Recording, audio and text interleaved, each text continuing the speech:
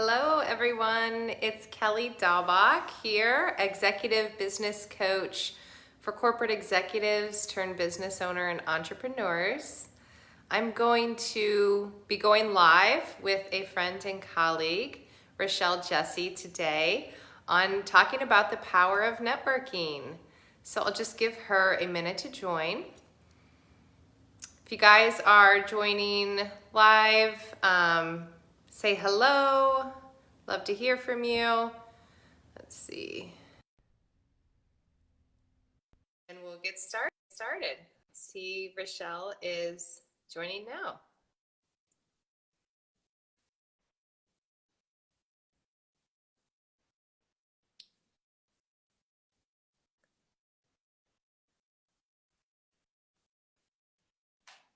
All right, guys, I can't wait to hear. Networking is one of my most favorite topics.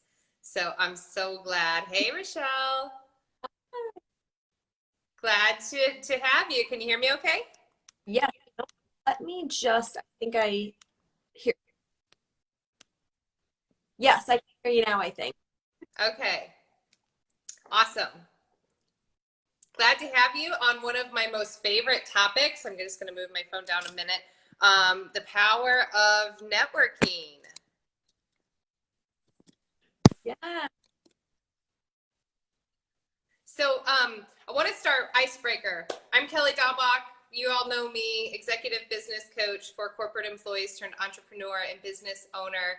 And as I mentioned, I am joined today with my good friend and colleague, Rochelle Jesse.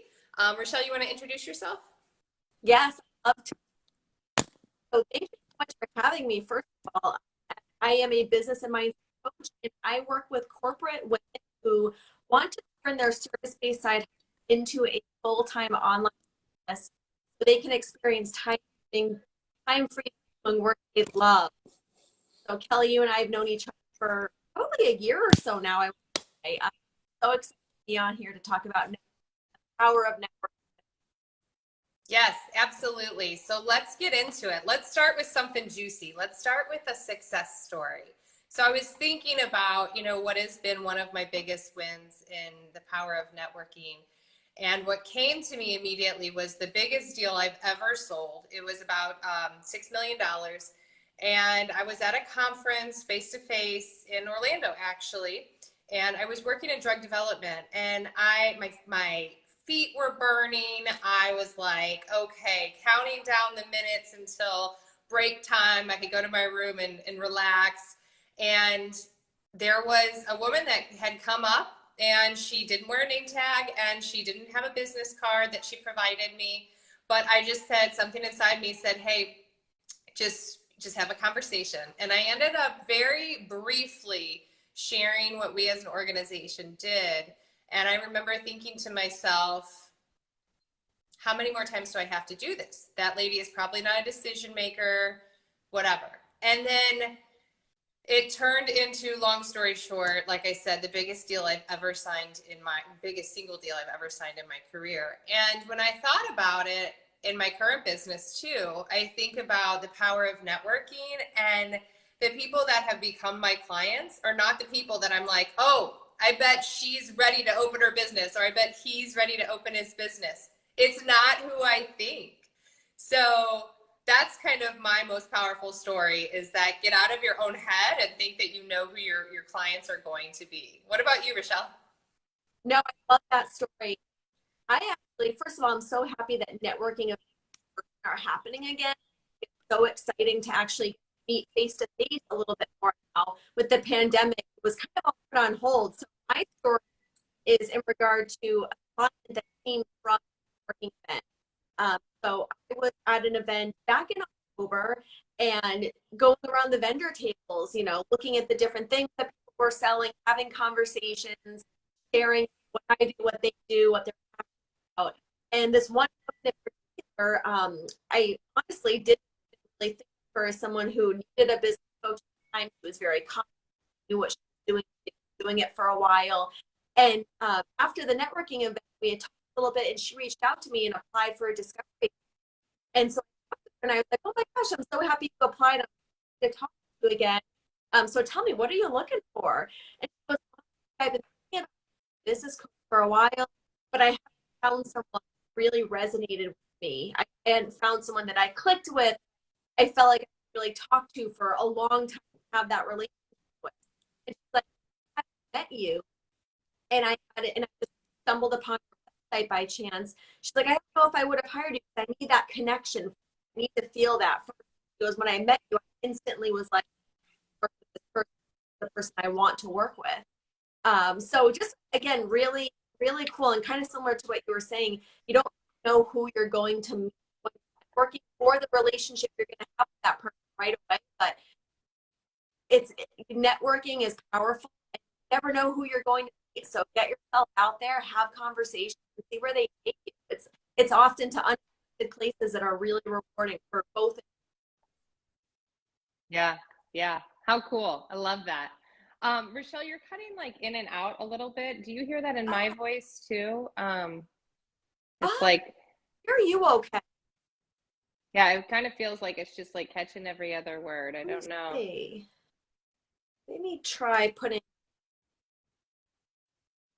Let me try putting some headphones in, maybe. See if that works. Oh, that's Is much this better. better at all? Oh, Yes. okay, perfect. Okay, awesome. So now we're going to talk about what is networking. We talked a little bit about our why. Obviously, it's driven by personal experience, but what networking really is. So if someone were to ask me candidly in a casual conversation what I do for a living, I would say that I am a professional networker. Like that is what I would say if, because I now realize the building business empires was a result of my ability to build relationships. And building relationships has always been my favorite, most passionate, and really at the core of who I am. And so when I think about establishing trustworthy relationships, there are two of your most valuable assets in this world. The first is you. You have to invest in you. The second is your network, because your network is your net worth, and understanding that your next opportunity lies in a discussion with another individual. No one can argue with that unless you're going to go, even if you are going to go into business on your own, you need a client, right? Your next opportunity lies in a discussion with another individual. So start talking to people. That is as simple as I can put it. But finding the right people is essentially, and investing that time is investing efficiency into your business. So you can definitely figure it all out on your own, or you can spend time talking to people. You can buy courses, or you can network. And there are different ways, and both of them are necessary.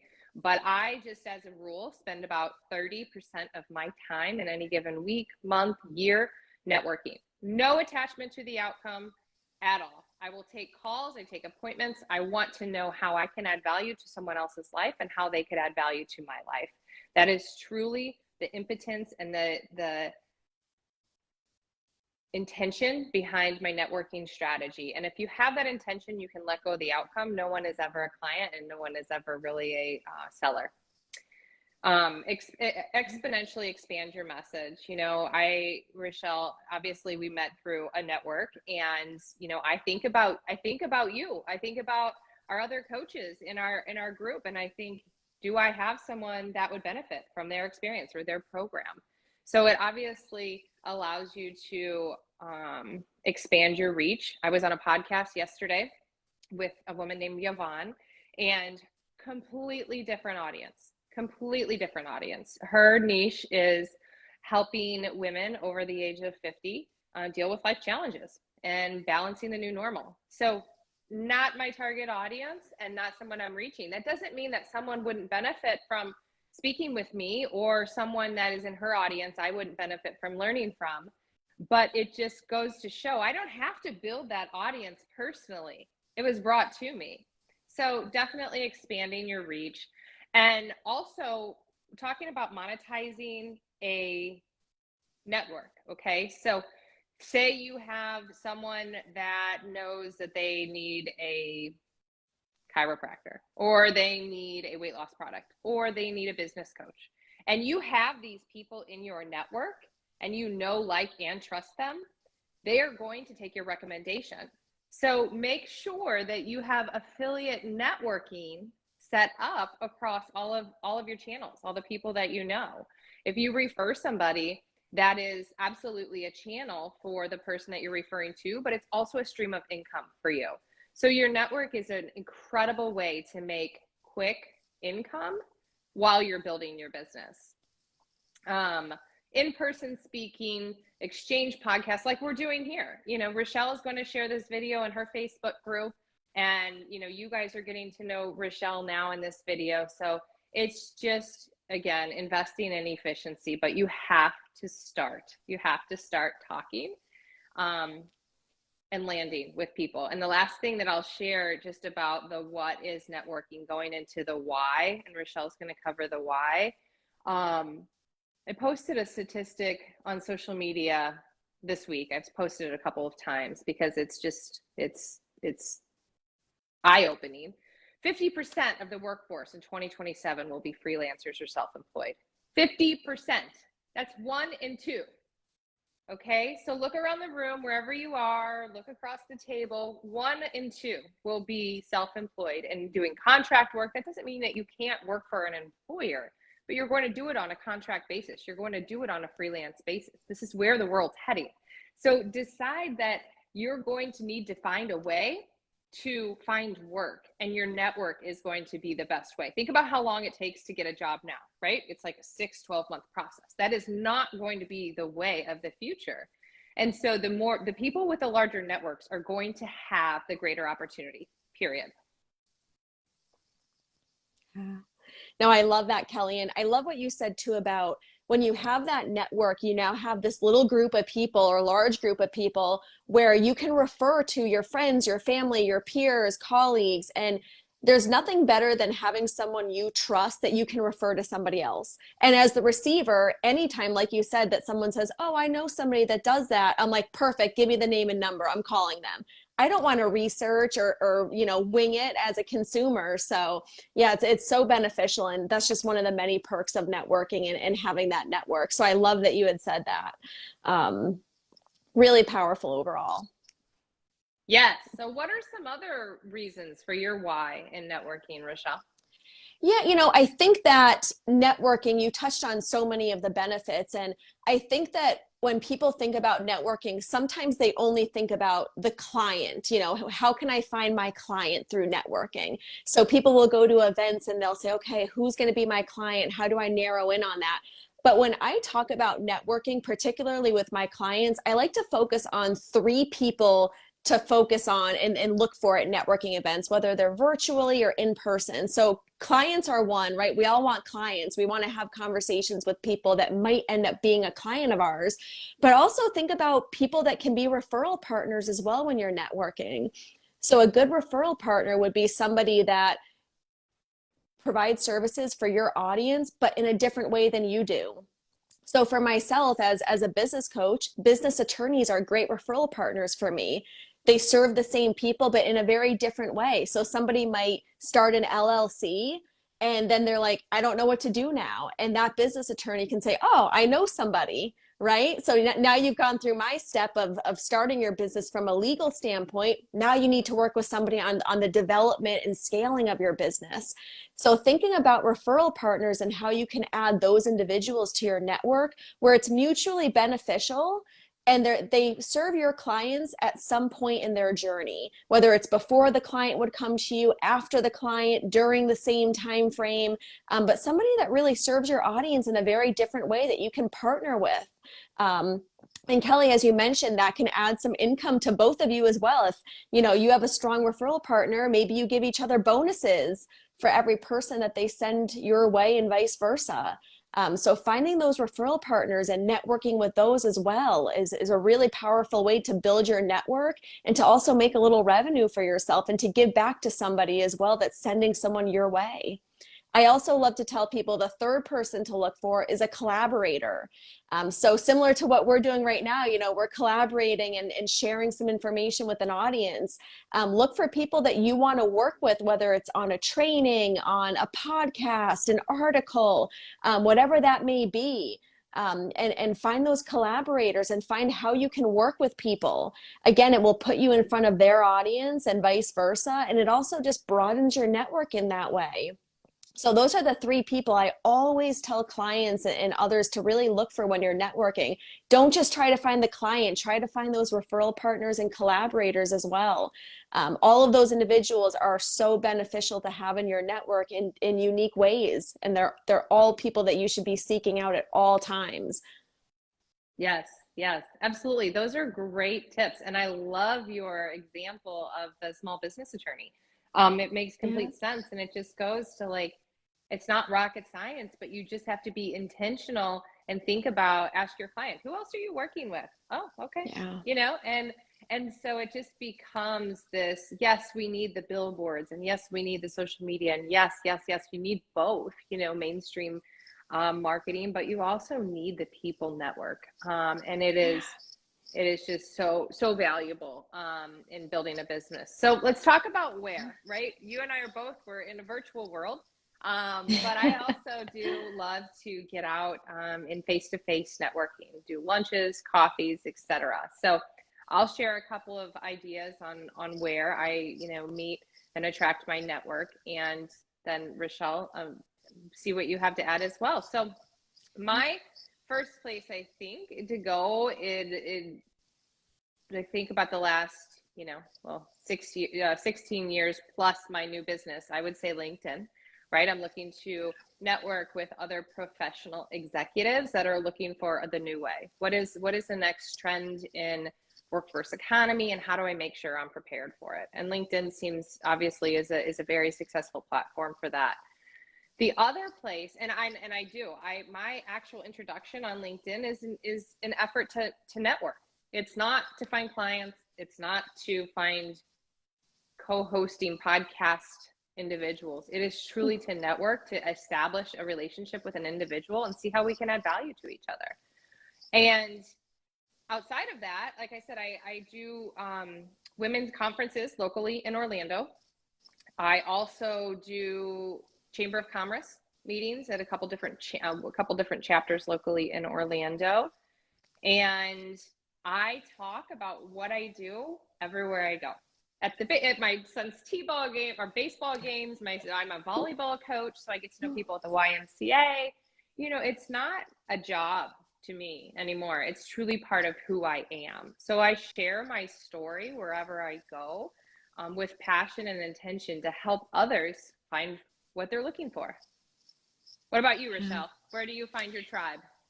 Yeah, so similar to you, Chamber of Commerce meetings I like to attend. I also, and through attending some of these, you get to know people, and then you can ask, where else can I find, these types of networking events? Because they are all over locally. So there's a couple of local groups that I'm involved in that host events probably about every other month, if I were to say, in person. So I'm attending those. I'm also part of BNI, which is Business Networking International. And those, you can find BNI groups all over the world. It's a global company. And what's really cool about that is that you have your designation is filled in your chapter or your group, and no other designations that are similar to you can come in. So like I'm the business coach for my chapter, and then there's all these other designations. So they're not going to have 10 business coaches come in. And it's really based on building relationships and referral partnerships with everybody in your chapter, and really giving referrals to those that you're peers within that group. And it's really cool because the meetings are weekly. My chapter is virtual, but we do some offsite stuff. We also do a lot of education. So we'll be educating each other on different things related to business growth. So it's really nice, but there are so many ways to build a network and to do networking. I mean, we've got the Chamber of Commerce, you have local events, you have more global activities going on. But I love how you mentioned bringing it up at T-ball games, because you just never know who you're talking to and the value that they can add to you and your business. So talking is really the first step, no matter where you are or what you're doing. If someone's going to listen, talk to them about it and see what they might have for you and what you might be able to add to them as well in terms of value. Yes. Yes. I love that. And I think, you and I are pretty seasoned at the social media thing, right? We've gone through our gremlins of getting on social media and sharing our story and all of this, but there's, a lot of people that aren't ready for that, and so what I would suggest for the people at the very early stages is just to hold the intention that, you want to create an avenue for your next step, whether that's a promotion, whether that's a career change, whether that's opening your business, whether it's finally getting on your health journey. Start talking about it. Start talking about it to your spouse. Start talking about it to your kids. Just talk about it to yourself if that's where you have to start. But it's so important to take it from our mind to our mouth.